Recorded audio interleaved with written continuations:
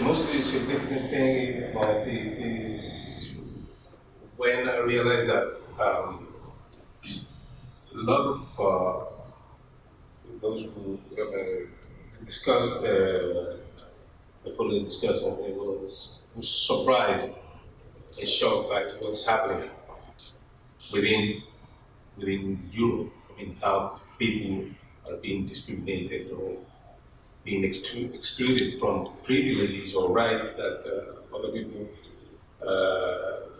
is given. So I think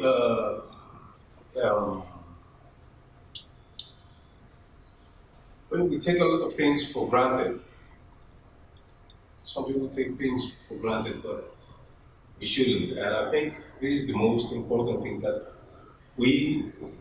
I realize that we need room and we need space to learn from each other.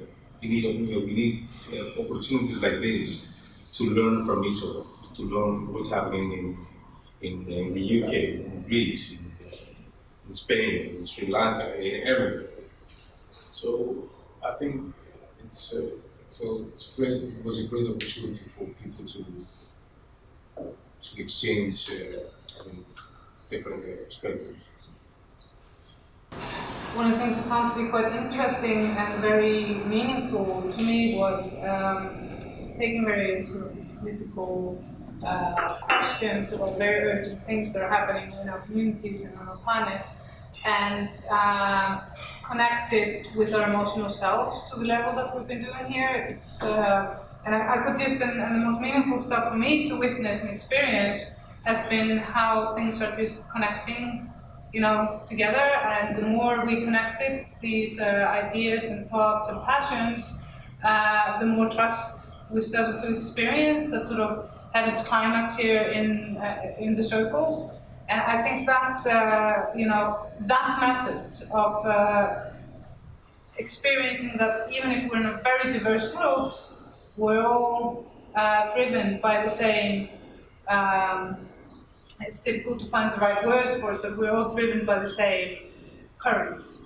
And for me to experience that through all the levels of frustrations that came throughout the days and all the mini revolutions or rebellions that I staged, I felt that there was really room for that as well. That we didn't have to. I didn't feel that even if it's a very restraintful program, that we had space for these little rebellions against the restraints, and they flexed with us, like that form there. So it's not completely static. So thank you for being part of this experience. So I'm someone who enjoys analytical thinking and systems and processes. And so I wouldn't say it was a significant, I think it was a delightful moment when I saw what had been explained to me systematically actually connect in the human way through a real development of relationships and giving between critics and team members, particularly in our final session I felt yesterday. So an actual realization of a system, sort of a complex system, actually made real through trust and human connection was really delightful. I was observing every person in every group I was observing or participating in changing their role in this little society that was happening like right on spot. And the difficulties some of you had to overcome in this process, and that someone was really struggling with it, and it took a lot of emotions to change this role within a minute, and sometimes also changing the attitude towards another person. I think that the roles which are usual for us, defined at the beginning how we did enter this group and this process and how people behaved at the beginning.